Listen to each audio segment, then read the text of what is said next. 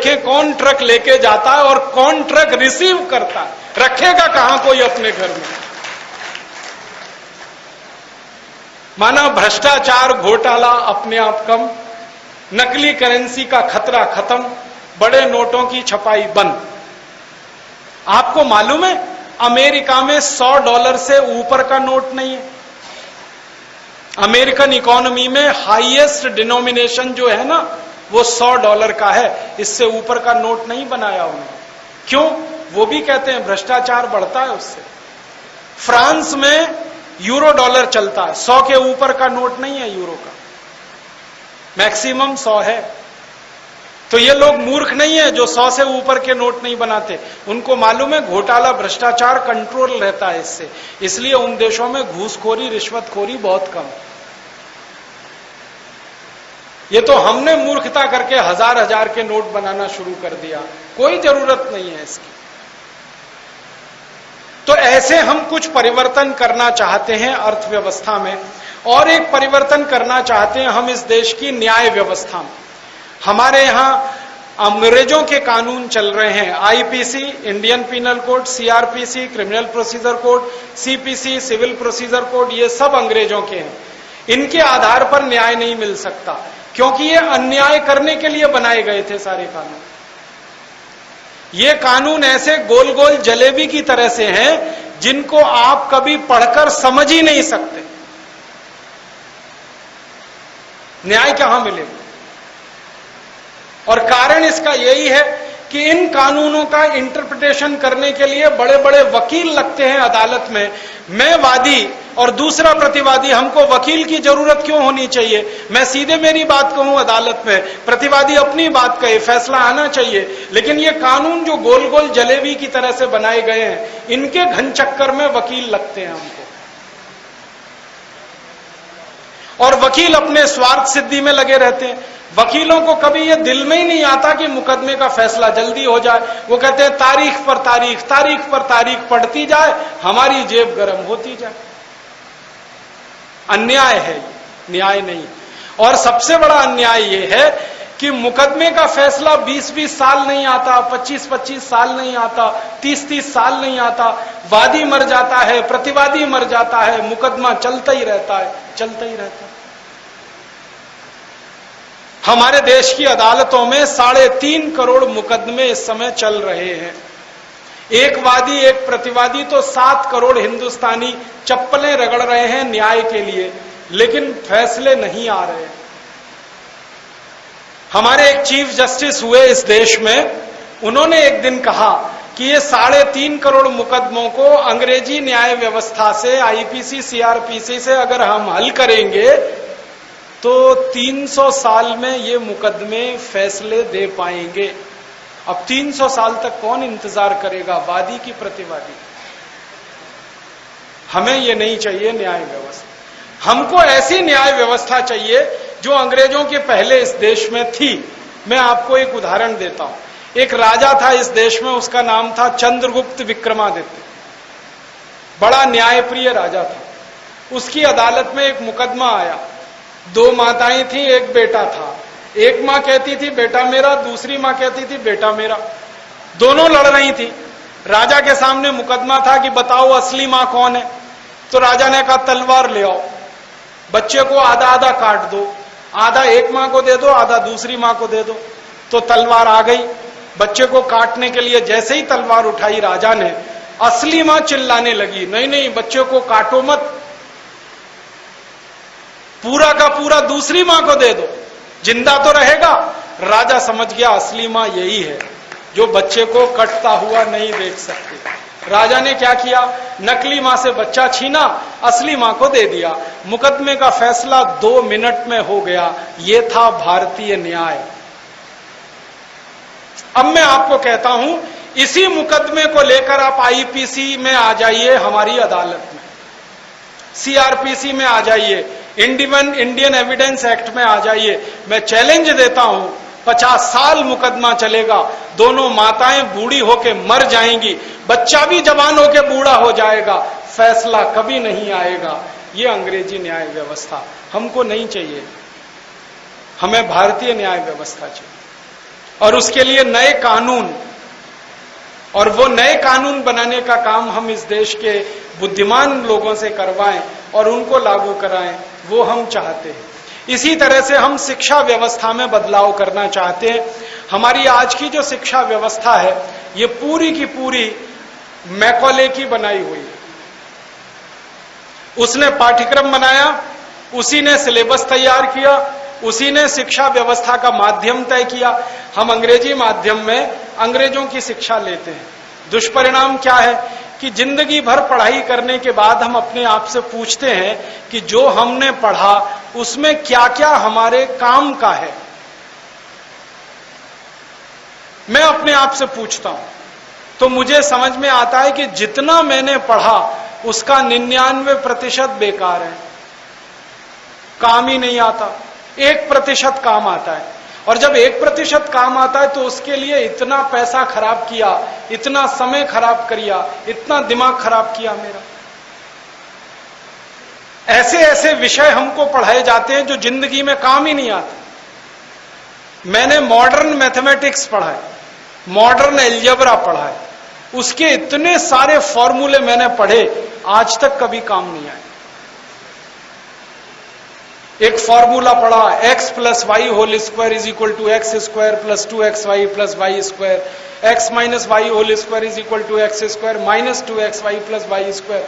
खूब रटा, खूब पढ़ा, इम्तहानों में लिख के आया, 100 में से 99 नंबर लाया। लेकिन अब मैं अपने आप से पूछता हूं कि x + y होल स्क्वायर का करूं क्या? मेरी जिंदगी में तो काम ही नहीं आया। अब मेरे टीचर को पूछता हूं, आपने मुझे ये क्यों पढ़ाया x + y होल स्क्वायर? मेरे तो काम नहीं आया। टीचर कहता है काम तो मेरे भी नहीं आया, मुझको किसी ने पढ़ाया तो मैंने तुमको पढ़ाया। ये भेड़िया दसान क्यों चला रहे हैं इस देश में? जो काम नहीं आता वो क्यों पढ़ा रहे हैं हमको?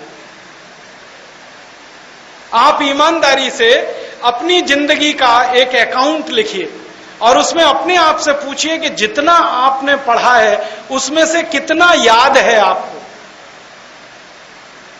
तो आप पाएंगे कि याद वही रहता है जो काम में आता है। जो काम नहीं आता दिमाग उसको भूल जाता है, क्योंकि दिमाग कचरा पेटी नहीं है, ये जीवित वस्तु है, बहुत होशियार है। फालतू चीजों को ये रखता नहीं है, निकाल के फेंक देता है। जो चीज काम नहीं आती वो याद नहीं रहती, जो याद नहीं रहती उसको पढ़ना क्यों और पढ़ाना क्यों?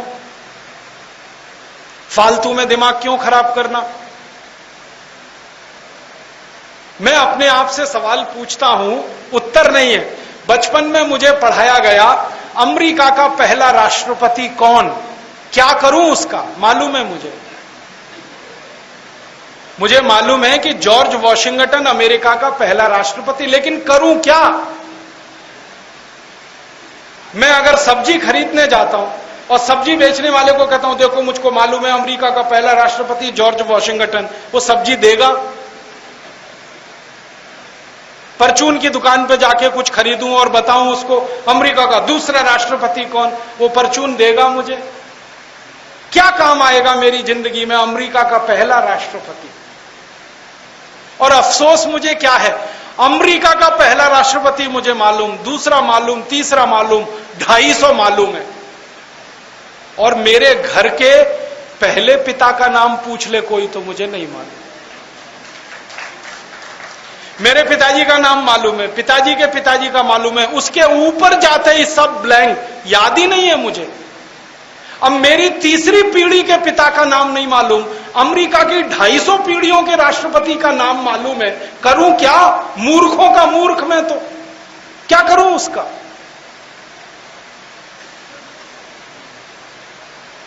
मुझे इतना क्रोध आता है अपने ऊपर। मैं बचपन में पढ़ता था, मुझे कनाडा की जलवायु पढ़ाई गई। कनाडा की जलवायु क्या है? ठीक है भाई, पढ़ लिया कि कनाडा बहुत ठंडा देश है, तापमान -40 डिग्री है, फिर ठंडी हवाएं हैं, बर्फीली हवाएं हैं, वगैरह वगैरह। अब क्या करूं उसका? पढ़ लिया मैंने, कनाडा बहुत ठंडा देश है।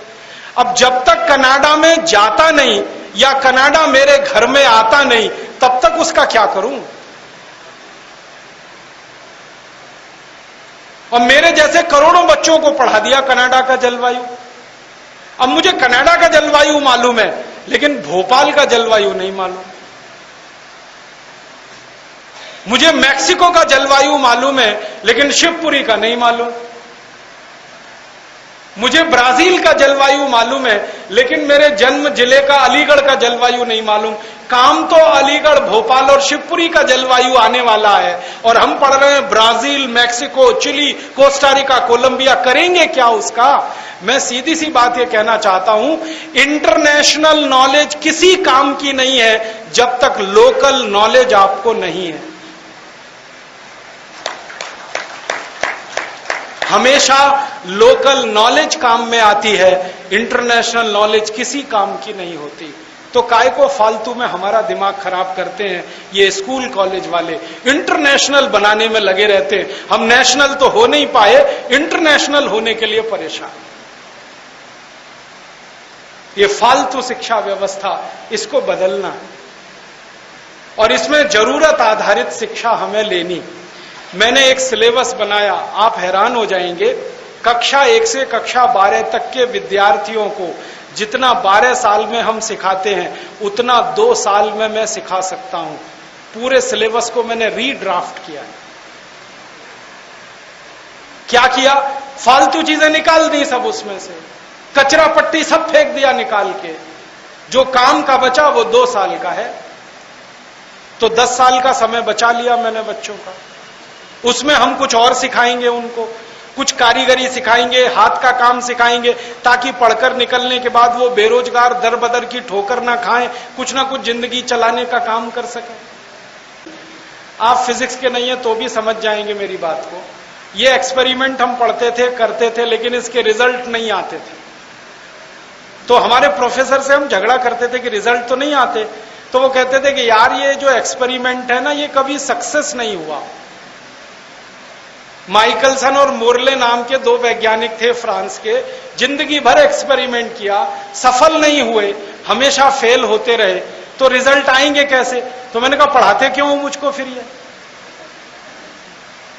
तो कैसी मूर्खता है इस देश में। हमको पढ़ाया जाता था failure of Michelson Morley experiment,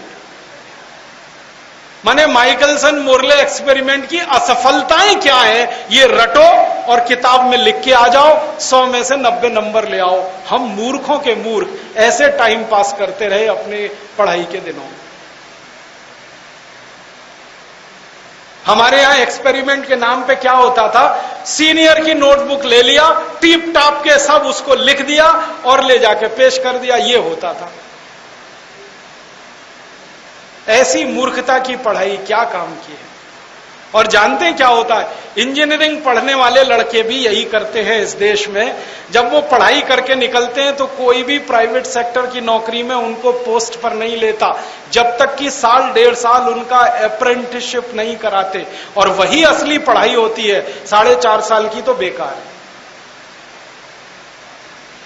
वो 1.5 साल की पढ़ाई अगर काम की है तो सीधे ही पढ़ाओ ना उसको।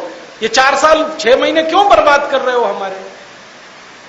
हमारे एमबीबीएस एमडी करने वाले डॉक्टर जो इंटर्नशिप में पढ़ते हैं वही असली पढ़ाई है, बाकी तो बेकार है। वही सीधे पढ़ा दो, फालतू समय क्यों खराब कर रहे हो उनका। तो हम शिक्षा व्यवस्था को बदलना चाहते हैं, जो फालतू सिलेबस है उसको हटाना चाहते हैं, और ये जो बोझा बच्चों के दिल दिमाग पर है इसे खत्म करना है। सबसे बड़ा बोझा है परीक्षा का। हमारे सारे बच्चे परीक्षा के लिए पढ़ते हैं, ज्ञान के लिए कोई नहीं पढ़ता। और परीक्षा होते ही सब भूल जाते हैं, वो किसी काम का नहीं होता। आज मैंने पेपर दिया, इम्तिहान दिया, कल मैं भूल जाऊंगा मैंने क्या लिखा। पढ़ाई परीक्षा के लिए नहीं, ज्ञान के लिए होनी चाहिए। परीक्षा को तो खत्म ही कर देना चाहिए, क्योंकि ज्ञान की परीक्षा कोई नहीं ले सकता किसी की, अध्यापक भी नहीं ले सकता, क्योंकि ज्ञान असीमित है, परीक्षा उसको सीमित कर देती है। हम चाहते हैं कि परीक्षा का तनाव ना हो, ज्ञान लिया जाए और ज्ञान दिया जाए, और उसकी चूंकि कोई सीमा नहीं है तो जिंदगी भर वो सिलसिला चलता ही रहे और आगे लोग बढ़ते ही रहे। और एक चीज हम चाहते हैं कि इस देश की पूरी शिक्षा मातृभाषा में हो, हिंदी में, मराठी में, तमिल में, तेलुगु में, कन्नड़ में, मलयालम में, हम हमारी मातृभाषा में पढ़ाई करें, तभी हमारे बच्चे आगे निकलेंगे। अंग्रेजी में पढ़ाई करके हमारे बच्चे बहुत तकलीफ में हैं, उनके दिमाग पर बहुत तनाव है। ये मैं कह रहा हूं क्योंकि मैंने ये भुगता है। हम अंग्रेजी में पढ़ नहीं सकते, अंग्रेजी में सोच नहीं सकते, अंग्रेजी में लिख नहीं सकते। जो भी करते हैं हम मातृभाषा में करते हैं, फिर अंग्रेजी में उसका भाषांतर करते हैं और उसमें 6 गुना ज्यादा समय हमारा खर्च होता है।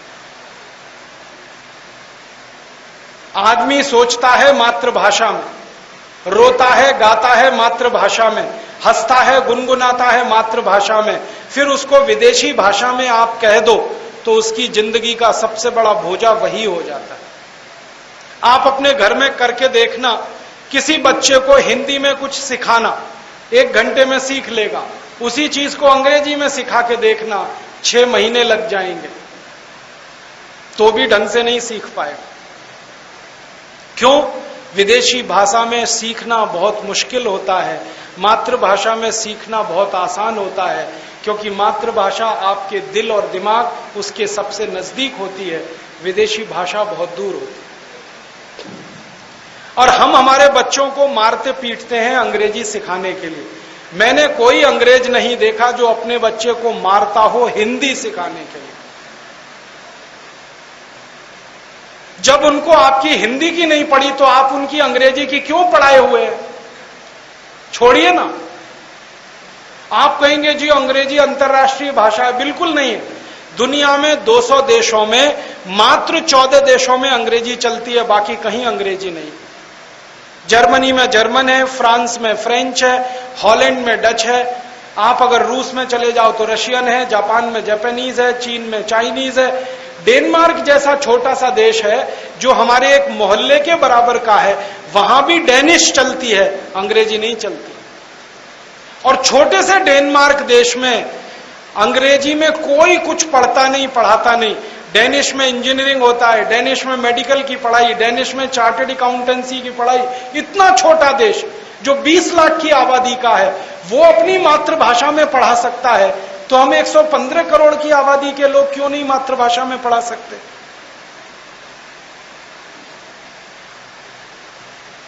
कोई लोग कहते हैं अंग्रेजी में क्वालिटी बहुत है, और मैंने अंग्रेजी पढ़कर यह पाया कि दुनिया की सबसे रद्दी भाषा यही है। इसका कोई सिर और पैर नहीं है।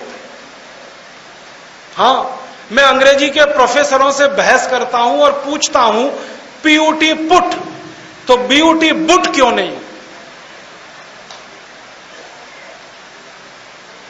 अगर सीयूटी कट, पीयूटी पट होना चाहिए।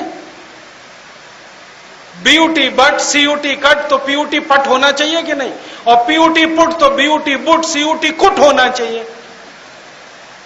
एक जगह यू ऊ हो गया, एक जगह यू आ हो गया। ये क्या चक्कर है भाई? यू तो यू है, कहां आ कहां ऊ? कोई सिर नहीं, कोई पैर नहीं। इतनी हंसी आती है मुझे अंग्रेजी पे। एक शब्द है अंग्रेजी का केमिस्ट्री, स्पेलिंग क्या है? CHEMISTRY, यही है ना? तो CHE माने केमिस्ट्री। तो अगर CHE में केमिस्ट्री होता है तो CHOPARA चोपड़ा में कोपड़ा क्यों नहीं होता? बताइए ना। और CHOPARA में चोपड़ा होता है तो केमिस्ट्री में चेमिस्ट्री क्यों नहीं होता? कहां CH का हो?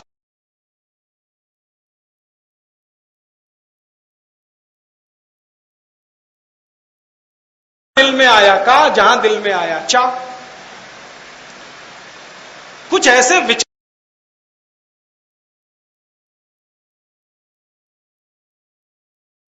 प्रोनाउंसिएशन क्या है? सन, SON। प्रोनाउंसिएशन क्या है? सन। अब डिफरेंशिएट कैसे करेंगे?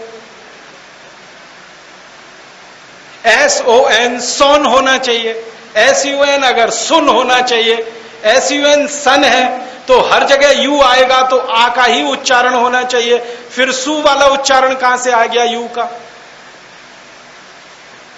और ओ हर जगह ओ है तो फिर आ वाला कहां से आ गया? SON में सन कैसे हो गया? सोन होना चाहिए। कुछ पता ही नहीं है, भेड़िया धसान है अंग्रेजी। अंग्रेजी का इतिहास पढ़ा तो पता चला 5वीं शताब्दी में तो जन्म हुआ इस भाषा का, मुश्किल से 1500 साल पुरानी है, उसके पहले तो अंग्रेजी थी ही नहीं दुनिया में। अब अगर हम हिंदी से इसकी तुलना करने लगे तो हिंदी तो हजारों साल पुरानी है, और संस्कृत से तुलना करें वो तो करोड़ों साल पुरानी है। और अंग्रेजी बहुत गरीब भाषा है। गरीबी पता है इनकी क्या है? इनके पास अपने शब्द ही नहीं है। लैटिन में से ले लिए, फ्रेंच से ले लिए, जर्मन से ले लिए, इटालियन से ले लिए, यहां से ले लिए और खिचड़ी बना के तैयार कर दी। अपने शब्द हैं ही।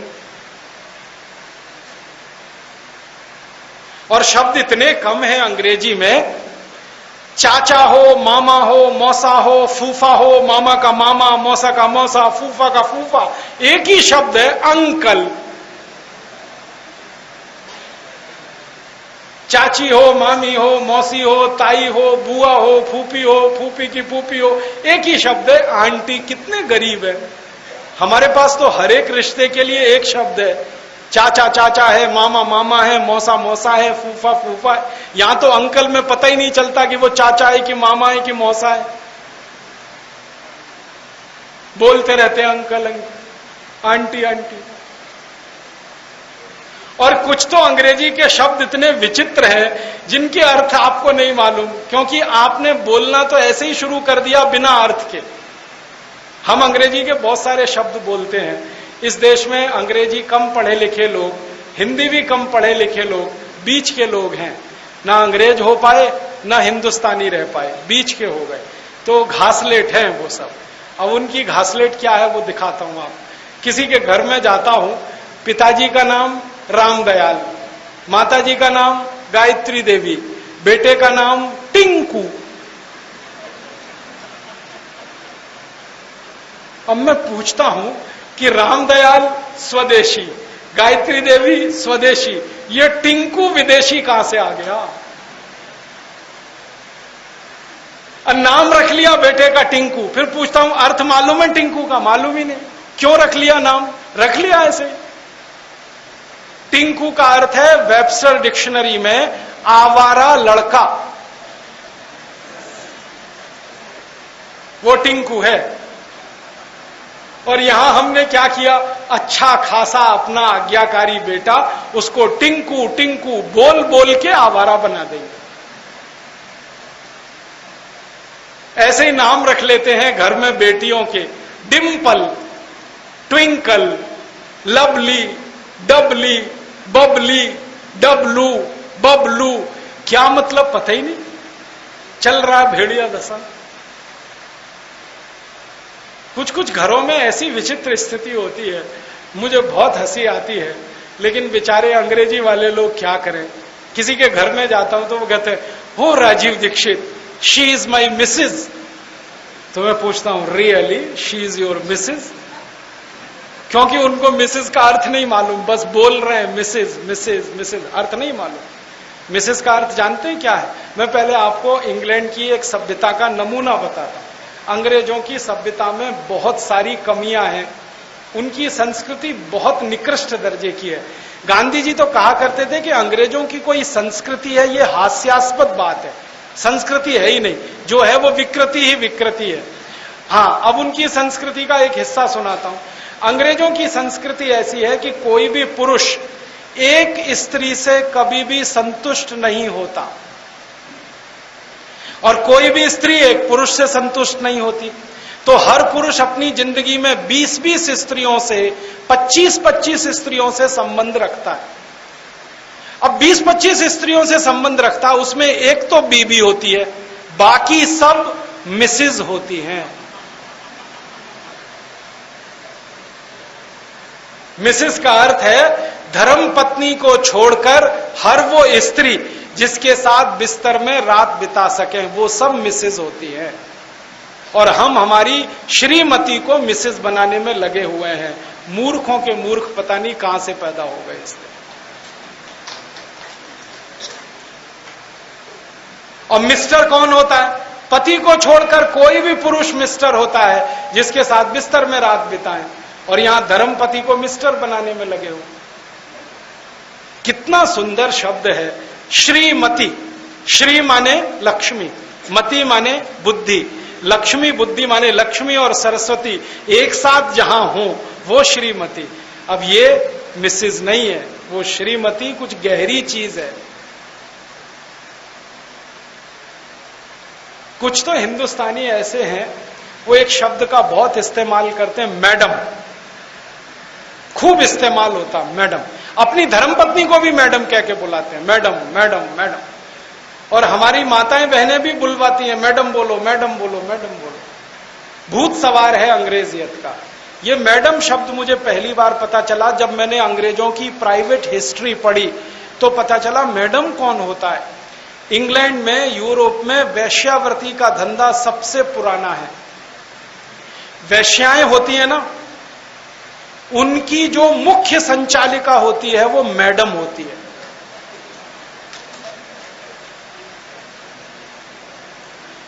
वैश्यावृत्ति के धंधे की मुख्य संचालिका मैडम कहलाती है।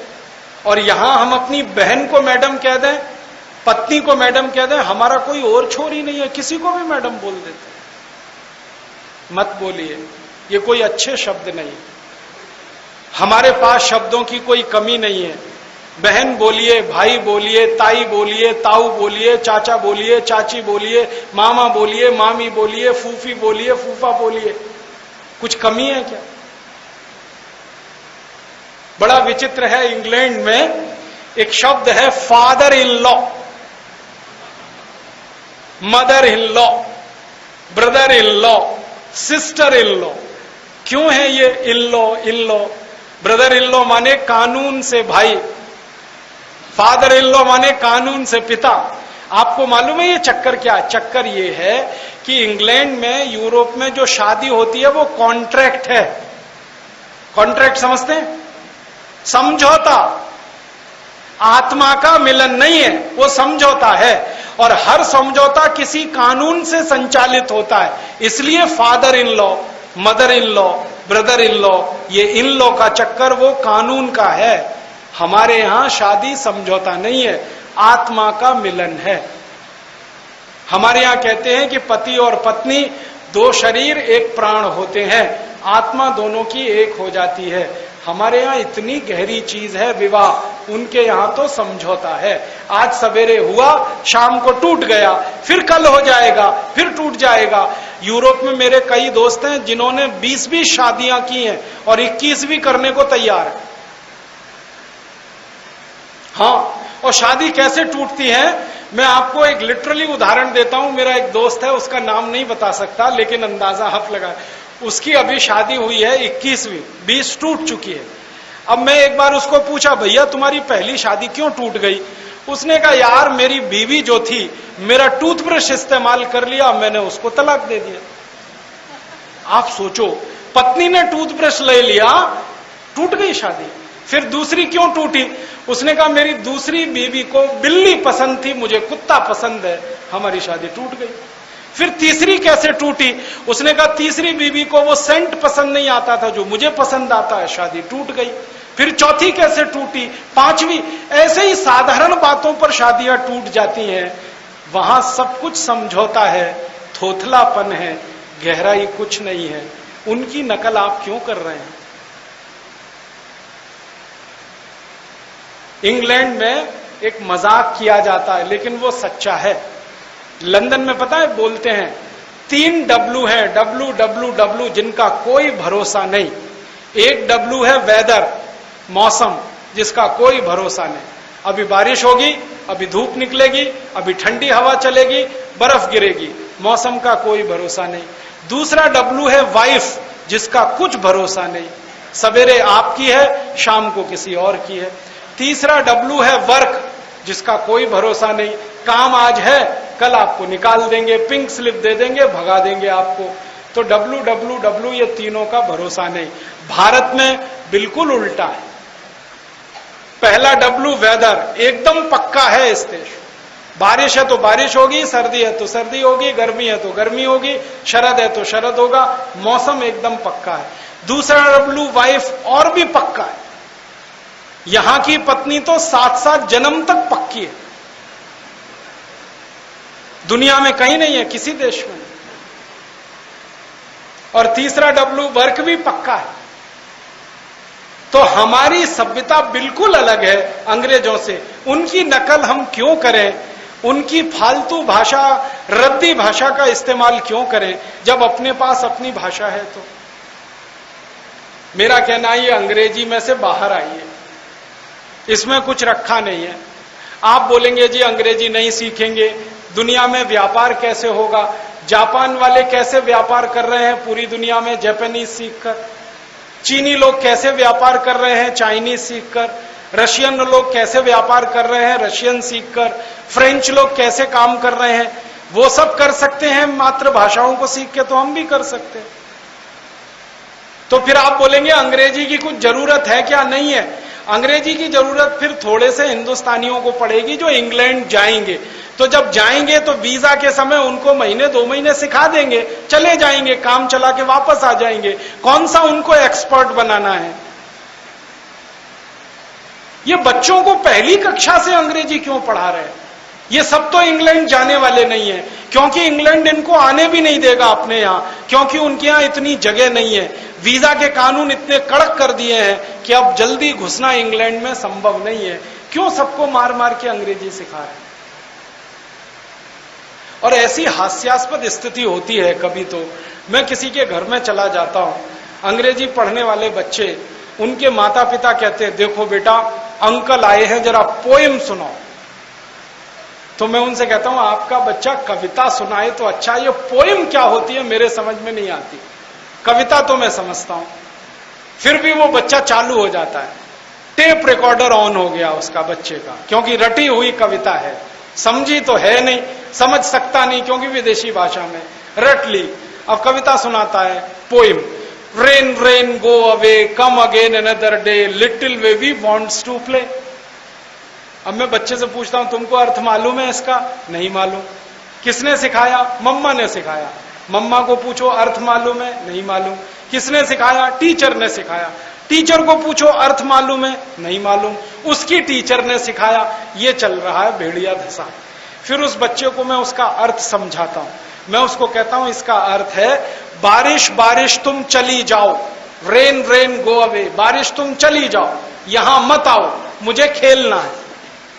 अब बच्चा ये कविता गा रहा है बारिश बारिश चली जाओ, और करोड़ों बच्चे ये कविता गा रहे हैं बारिश बारिश चली जाओ। भगवान ने ये कविता सुन ली तो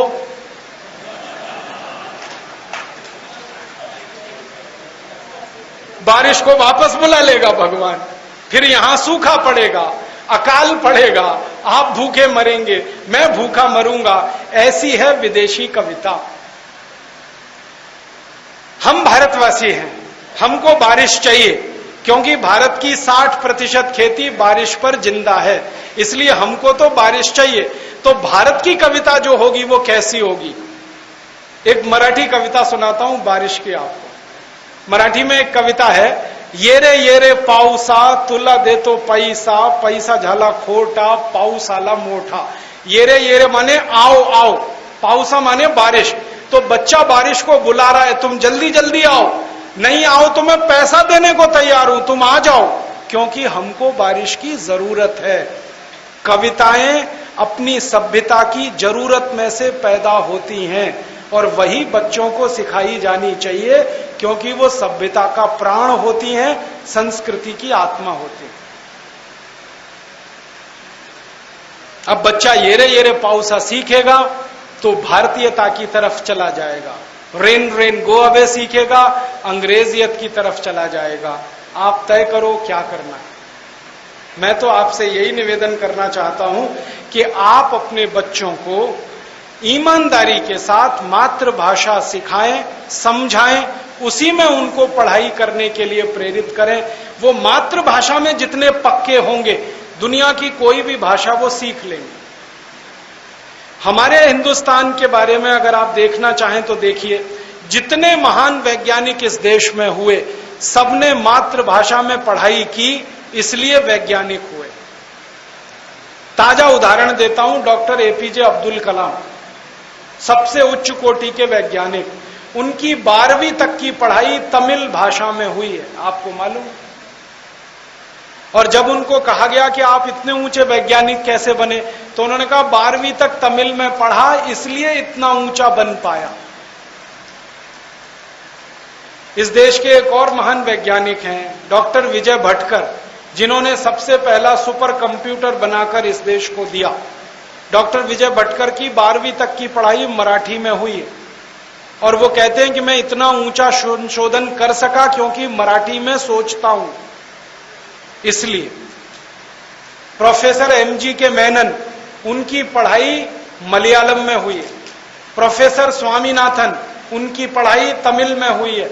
ये जितने उच्च कोटि के वैज्ञानिक हुए, डॉक्टर सेठना, डॉक्टर भाभा, जिन्होंने पहला परमाणु बम का इस देश में परीक्षण कराया, ये सब वैज्ञानिक मातृभाषा में से निकले हुए हैं। और मैं आपको एक सच्चाई बताना चाहता हूं, कॉन्वेंट से निकला हुआ एक भी विद्यार्थी इस देश के उच्चतम वैज्ञानिक पद पर आज तक नहीं पहुंचा। कॉन्वेंट में से जो पढ़कर निकले हैं ना, वो साइंटिस्ट नहीं बने, साइंटिफिक मैनेजर हो गए। साइंटिस्ट होना अलग है, साइंटिफिक मैनेजर होना बिल्कुल अलग काम। साइंटिफिक मैनेजर माने क्लर्क, क्लरिकल काम, वो ही कर पाते हैं, क्योंकि जो मातृभाषा में चिंतन नहीं कर सकते वो मूल आविष्कार नहीं कर सकते, और जो मूल आविष्कार नहीं कर सकते वो वैज्ञानिक नहीं हो सकते। इसलिए मातृभाषा में पढ़ाइए, मातृभाषा में सिखाइए, और बन पड़े उतना अपने बच्चों को ये कॉन्वेंट स्कूलों में मत पढ़ाइए। आप बोलेंगे जी इसमें क्या बीमारी है? बहुत बड़ी बीमारी है। इंग्लैंड में कॉन्वेंट स्कूल होते हैं, हमारे यहां नहीं। ये तो मैकॉले ने कॉन्वेंट स्कूल खोल दिया इस देश में, इसलिए शुरू हो गए, वरना कॉन्वेंट इस देश में होने की जरूरत नहीं है। आप जानते हैं कॉन्वेंट शब्द का अर्थ क्या है? CONVENT। कॉन्वेंट का माने है लावारिस बच्चों का स्कूल। जिन बच्चों के जिंदगी में मां बाप नहीं होते, उनको पढ़ने के लिए कॉन्वेंट स्कूल होते हैं। और इंग्लैंड में पता है क्या है, यूरोप में क्या है? बहुत सारे बच्चे बिना शादी के पैदा हो जाते हैं, मालूम है आपको? इंग्लैंड में 60% लड़कियां अपनी उम्र के 12 से 18 साल में मां बन जाती हैं। 60% बिना शादी के। अब बिना शादी के मां बन गए, बच्चे पैदा हो गए, वो कहां रहेंगे? उनको रखने के लिए कॉन्वेंट स्कूल होते हैं। और चूंकि कॉन्वेंट स्कूलों के मां बाप बच्चों के है नहीं, पता ही नहीं उनको, तो इसलिए उन स्कूलों में जो पढ़ाने वाले होते हैं ना, उनको मदर फादर कहते हैं, क्योंकि असली तो है नहीं, तो नकली से ही काम चला लो। आपको मालूम है कॉन्वेंट में टीचर नहीं फादर है, टीचर नहीं मदर है, टीचर नहीं सिस्टर है, टीचर नहीं ब्रदर है, क्योंकि असली नहीं है, इसलिए नकली से काम चलाते हैं। और हम हमारे बच्चों को जब कॉन्वेंट में भेजते हैं, सवा सत्यानाश होता है उनका, क्योंकि अपने तो मदर भी है फादर भी है, तो घर में तो असली है और वहां नकली है। और आपको एक अंग्रेजी शब्द बताता हूं, हमारे भारत में किसी बच्चे की 2 माताएं हो सकती हैं, 2 बाप नहीं होते कभी। ये भारत की परंपरा है। श्री कृष्ण की 2 माताएं थी, बाप एक ही थे। राम की 3 माताएं थी, बाप एक ही थे। इस देश के सारे महान पुरुषों की कहानी देखो, माताएं 2 होती हैं। पन्ना धाय थी, एक असली मां थी, बाप एक ही थे। तो भारत में पिता तो एक ही होता है, लेकिन जो कॉन्वेंट में पढ़ने जाते हैं बच्चे, उनके 2-2 बाप होते हैं। एक तो घर में है और एक स्कूल में है, फादर। और अंग्रेजी का ही एक शब्द है कि जिस बच्चे के 2 बाप होते हैं उसी को बास्टर्ड कहते हैं अंग्रेजी में। एक गाली है ना बास्टर्ड, वो 2 बाप वाले बच्चों को दी जाती है। तो क्यों अपने बच्चों को बास्टर्ड बना रहे हैं कॉन्वेंट में भेज भेज? आप बोलेंगे कहां भेजें, कोई कमी पड़ गई है स्कूलों की? बहुत स्कूल हैं इस देश में, मातृभाषा के स्कूल हैं, राष्ट्रभाषा के स्कूल हैं, वहां पढ़ने को भेजिए अपने बच्चों को। और याद रखिए कि doctor APJ Abdul Kalam municipal corporation के स्कूल में पढ़कर वैज्ञानिक बने, ध्यान रखिएगा इस बात को। उनका जो गांव है ना रामेश्वरम में, वो दिखाते हैं, बताते हैं कि मैं तो म्युनिसिपैलिटी के स्कूल में पढ़ा हूं, कॉन्वेंट में नहीं पढ़े। प्रोफेसर एमजी के मेनन म्युनिसिपैलिटी के स्कूल में पढ़े, डॉक्टर विजय भटकर म्युनिसिपैलिटी के स्कूल में पढ़े, और इतने ऊंचे वैज्ञानिक हो गए। तो आपके बच्चे भी हो सकते हैं। प्रतिभा, लगन और संकल्प चाहिए, फैसिलिटीज ज्यादा जरूरत नहीं होती है। इसलिए घबराइए मत, बच्चे अच्छे निकलेंगे। उनकी मातृभाषा पक्की कर दीजिए, संकल्प अच्छा बना दीजिए, काम करने के उद्देश्य उनके सामने स्पष्ट कर दीजिए, बहुत बड़े आदमी बन जाएं। इसलिए मातृभाषा में शिक्षण, मातृभाषा का अपने जीवन में ज्यादा से ज्यादा उपयोग आप अपने जीवन में करिए। और हमारा एक और निवेदन है भारतवासियों से, वो ये कि मातृभाषा का उपयोग करें और अपनी भूषा का भी उपयोग करें। हम अंग्रेजों की भूषा में फंसे हुए हैं, कोट पहनते हैं, टाई लगाते हैं, और कोट पर कोट पहनते हैं, जैकेट पर कोट पहनते हैं। इतने गर्म देश में इतने कोट लादने की जरूरत क्या है?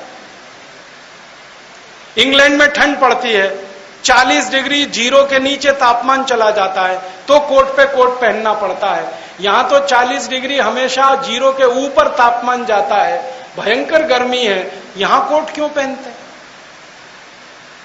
जरूरत क्या है? मैंने तो कई बार देखा, जून की गर्मी में अक्सर मैं ये दृश्य देखता हूं, शादी करने के लिए दूल्हे राजा जा रहे हैं, 3 पीस सूट और टाई लगा के घोड़े पे चढ़ के बैठे हुए हैं, पसीना पसीना पसीना पसीना। मूर्खों का मूर्ख कोट उतार के नहीं फेंकेगा, और टाई और लगा ली, गर्दन इधर से उधर मोड़ नहीं सकता, एकदम टाइट करके बैठा हो। क्या करने जा रहा है? शादी करने जा रहा है। इसी दिन मूर्ख बनने की जरूरत है क्या? शादी वाले दिन। और ऐसे मूर्ख हैं कि बारात में आगे ढम ढम ब्रास बैंड और बजवाते हैं। आपको मालूम है इंग्लैंड में ये ब्रास बैंड कब बजाया जाता है? जब सेना हमला करने के लिए जाती है दुश्मन पर, तब ब्रास बैंड बजाते हुए सेना आगे बढ़ती है। यहां शादी करने जा रहा है कि हमला करने जा रहा है? ब्रास बैंड बजा रहा है।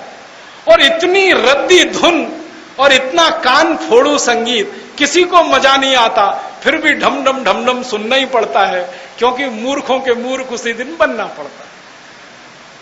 दूल्हे राजा को मैं कहता हूं, भाई तुमने 3 पीस सूट और टाई पहना है, तो तुम्हारी पत्नी को स्कर्ट पहनाओ, तब तो मजा आएगा। तुम अंग्रेज हो गए और पत्नी हिंदुस्तानी, कैसे चलेगी गाड़ी? हम कहते हैं ना, गृहस्थी के 2 पहिए हैं पति पत्नी, एक पहिया साइकिल का, दूसरा ट्रैक्टर का, कैसे चलेगा ये? दोनों एक जैसे हो जाओ ना। पत्नी को स्कर्ट पहनाओ, तुम 3 पीस सूट पहनो, और पत्नी को साड़ी पहना रहे हो तो तुम कुर्ता धोती पहनो। तुम क्यों विदेशी हो रहे हो? ऐसी मूर्खता हमने। मुझे तो और भी अफसोस होता है, इस देश में, माफ करेंगे ये बात कहने के लिए, वकीलों का एक वर्ग है, काला कोट पहन के भयंकर जून की गर्मी में अदालत में बहस करते हैं और पसीना पसीना हो जाते हैं, कोट पूरा भीग जाता है और उसका कॉलर सफेद सफेद हो जाता है पसीने से। कोट उतार के फेंको तो 10 मीटर दूर उसकी बदबू जाती है, लेकिन काला कोट इनका आज तक नहीं उतरा इस देश में से। अंग्रेजों के जमाने में यह काला कोट पहना जाता था, अब क्यों पहन रहे हो? अब तो बदल दो इसको। हमने हमारा दिमाग बंद कर रखा है, हम चाहते हैं इसको खोलिए, तर्क करिए अपने आप से कि क्यों हम ये कर रहे हैं। काला रंग गर्म देश में अच्छा नहीं होता, क्योंकि ऊष्मा का अवशोषक है और अंदर से गर्मी को निकलने नहीं देगा, मर जाएंगे आप तो उस रंग में। हमारे लिए तो सफेद रंग, हल्के कलर अच्छे होते हैं। जहां ठंड बहुत होती है उनको काले रंग ठीक है। मुझे ऐसा लगता है कि हम हमारा चिंतन मनन थोड़ा शुरू करें, तर्क करना शुरू करें, विचार करना शुरू करें, ये कर रहे हैं तो क्यों कर रहे हैं, इसकी हमें जरूरत क्या है। अगर इतना भी हमने शुरू किया तो बहुत बड़ा काम इस देश में हो सकता है। हम यही करना चाहते हैं। भारत स्वाभिमान की मदद से इस देश को स्वदेशी बनाना चाहते हैं। इस देश की भाषा स्वदेशी हो, भूषा स्वदेशी हो, भोजन स्वदेशी हो, भेषज स्वदेशी हो, चिकित्सा स्वदेशी हो, न्याय व्यवस्था स्वदेशी हो, कानून व्यवस्था स्वदेशी हो, सब कुछ स्वदेशी हो। ऐसा भारत बनाने के लिए ये भारत स्वाभिमान अभियान शुरू किया है। आप बोलेंगे हम इसमें क्या मदद कर सकते हैं। आप हमारी बहुत बड़ी मदद कर सकते हैं। पहली मदद ये कर सकते हैं कि भारत स्वाभिमान में हमें 5 करोड़ सदस्य बनाने हैं और तब हमारे दबाव से नेताओं को काम करवाना है। तो ये 5 करोड़ सदस्यों में से आप भी हो सकते हैं। माने आप हमारे भारत स्वाभिमान के सदस्य बने, ये आपसे विनम्र अपेक्षा है। आप उसके लिए क्या कर सकते हैं, एक फॉर्म बनाया हुआ है, वो आप ले लीजिए। भोपाल में हमारी संयोजन समिति है, संचालन समिति है, उनसे फॉर्म ले लीजिए, भर के हमको दे दीजिए। एक सदस्य है वो साधारण सदस्य हैं, उसकी फीस है 51 रुपए। एक हैं जो विशेष सदस्य हैं, उसकी फीस है 1100 रुपए। आपकी जैसी क्षमता है आप वैसे सदस्य बनिए। जो 1100 के सदस्य बनेंगे उनको ट्रेनिंग देने के लिए हरिद्वार बुलाया जाएगा और स्वामी जी खुद ट्रेनिंग देंगे। जो 51 वाले बनेंगे उनको यहीं पर ट्रेनिंग की व्यवस्था होगी। तो आपको हम ट्रेनिंग देकर, प्रशिक्षण देकर इस देश के युद्ध के लिए तैयार करना चाहते हैं, जो आने वाले समय में हमको लड़ना है भ्रष्टाचार के खिलाफ, अंग्रेजियत की व्यवस्था के खिलाफ, अंग्रेजों के कानून के खिलाफ, अंग्रेजी शिक्षा, अंग्रेजी अर्थव्यवस्था, ये सारा हम युद्ध जैसा मानते हैं। और हम मानते हैं कि एक युद्ध हमारे शहीदों ने लड़ा था आजादी लाने के लिए, अब एक युद्ध हमें लड़ना है स्वतंत्रता लाने के लिए, आजादी को पूर्ण बनाने के लिए, स्वराज्य की स्थापना करने के लिए। इसमें आप हमारा सहयोग करिए।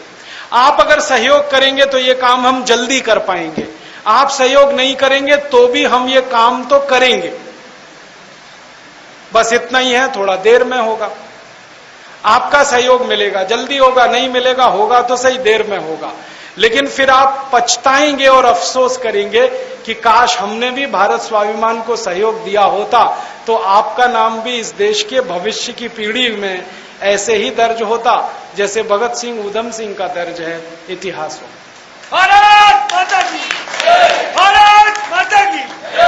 हम तो ये मानते हैं कि हम कुछ नहीं करते हैं, करने वाला ईश्वर है, करवाने वाला ईश्वर है, हम तो निमित्त मात्र हैं। तो हम तो निमित्त हैं, आप भी निमित्त बन जाइए। और अगर आप भी हमारे साथ शामिल हो जाएंगे तो आपको गर्व होगा ये कहने में कि जब देश की व्यवस्था परिवर्तन का आंदोलन हुआ तो हम भी उसमें सहयोगी थे। और आपके बच्चे छाती चौड़ी करके कहेंगे मेरे दादा दादी, मेरे माता पिता भी उसमें शामिल थे। जैसे आज लोग कहते नहीं 1942 की लड़ाई में मेरे दादाजी ने भाग लिया था, गर्व की अनुभूति होती है, ऐसी ही अनुभूति आपके बच्चों को हो, इसके लिए आप भारत स्वाभिमान में जुड़ जाइए, सदस्य बन जाइए, फॉर्म भर दीजिए, आसान काम है, कोई मुश्किल नहीं। और दूसरा निवेदन है कि हम जो उद्देश्य लेकर चल रहे हैं उनमें आप थोड़ा सहयोग दीजिए। हमारा उद्देश्य है भाषा हमारी स्वदेशी हो तो अपने जीवन से शुरुआत करिए, भूषा आपकी स्वदेशी हो अपने जीवन से शुरू करिए, भोजन आपका स्वदेशी हो अपने जीवन से शुरू करिए, दवाएं आपकी स्वदेशी हो आयुर्वेद में इलाज करें, योग और प्राणायाम से अपनी बीमारियों का इलाज करें। और मैं तो कहूंगा कि बीमारी ना पड़े, नियमित रूप से प्राणायाम करेंगे बीमारी नहीं पड़ेंगे, बीमार नहीं पड़ेंगे तो सुखी रहेंगे, और आप सुखी रहेंगे तो दूसरों को सुख दे सकेंगे। दुखी आदमी किसी को सुख नहीं दे सकता और सुखी आदमी सबको सुख दे सकता है। तो आप प्राणायाम करें, निरोगी बने, योग करें, निरोगी बने, आयुर्वेद की दवाओं का इस्तेमाल करें, निरोगी बने, ये हमारी भावना है। और आप जीवन में हमेशा कोई भी वस्तु खरीदें तो वो देखें कि वो स्वदेशी है कि विदेशी।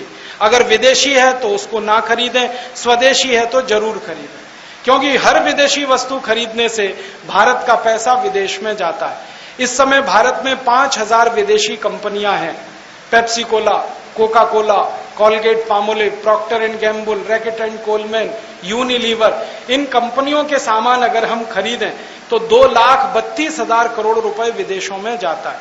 ये पैसा हमें रोकना है, ये बाहर नहीं जाना चाहिए। इसके लिए हमें प्रयास करना है और स्वदेशी वस्तुओं का ही उपयोग करना है। आप पूछेंगे पता कैसे चलेगा कौन सी वस्तु स्वदेशी कौन सी विदेशी? तो हम लोगों ने एक पुस्तक बनाई है, परम पूजनीय स्वामी जी ने लिखी है, उसका नाम है जीवन दर्शन। वो पुस्तक हमारे किसी भी केंद्र से मिलेगी। उसमें पीछे के पन्ने खोलिए, 115 नंबर पेज पर उसमें सूची है क्या वस्तुएं विदेशी और क्या वस्तुएं स्वदेशी। ये पुस्तक है। इसमें पीछे के पेज में 115 नंबर पर यह सूची है। एक तरफ लिखा है विदेशी वस्तुएं, एक तरफ है स्वदेशी वस्तुएं। इसको ध्यान से पढ़कर आप बाजार जाइए और जो स्वदेशी वस्तुएं हैं वही खरीद कर लाइए ताकि देश का लाखों करोड़ों बच सके। ये विनम्र अपेक्षा हमारी आपसे है। तो आप अगर इस अपेक्षा में हमारा सहयोग करेंगे तो हम आपके बहुत आभारी रहेंगे और ये बात दूसरों को बताएंगे तो और भी आभारी रहेंगे। आपको जितनी बातें मैंने कही हैं, ये बातें बार बार अगर दूसरों को आप बताएंगे तो बहुत अच्छा है। इन बातों को बार बार बताना हो तो सुनने के लिए हमने कुछ सीडी बनाई है। MP3 फॉर्मेट में सीडी है। आप बाहर निकलेंगे तो गेट पर एक कार्यकर्ता बैठा है, उसके पास कुछ सीडी है, आप ले जाइए। किसी भी सीडी पर हमारा कॉपीराइट नहीं है, सबको कॉपी करने का कंप्लीट राइट है। आप इन सीडियों की सैकड़ों कॉपी बनाइए, हजारों कॉपी बनाइए, बांटिए घर घर में और लोगों को सुनने के लिए दीजिए। वो सब इन विचारों को सुनेंगे तो जल्दी से जल्दी क्रांति हर घर में होगी। मेरा मानना है ज्ञान पर किसी का अधिकार नहीं होता। मैंने कहीं से ज्ञान लिया, आपको दिया, आपने मुझसे ज्ञान लिया, किसी और को दिया। इस ज्ञान को जितना हम फैलाते जाएंगे इस देश में उतनी ही जल्दी भारत स्वाभिमान का काम पूरा होता जाएगा। यही अपेक्षा लेकर मैं आपके बीच में आया। अगर आप इसको पूरा करेंगे मैं आपका बहुत आभारी रहूंगा। दूसरों को इस अभियान से जोड़ने के लिए प्रेरित करेंगे और भी आभारी रहूंगा। अपने जीवन में एक सूत्र अपनाइए कि आप भारतीय हैं तो भारतीय वस्तुओं का ही उपयोग करिए। बी इंडियन बाय इंडियन, ऐसा जीवन में संकल्प लेकर आप आगे बढ़िए। भगवान आपकी मदद करे, ईश्वर आपको शक्ति दे। हम सब मिलकर इस देश की अधूरी आजादी को पूरा करें और संपूर्ण स्वराज्य की स्थापना करें। ऐसी भावना के साथ बहुत बहुत आभार, बहुत बहुत धन्यवाद।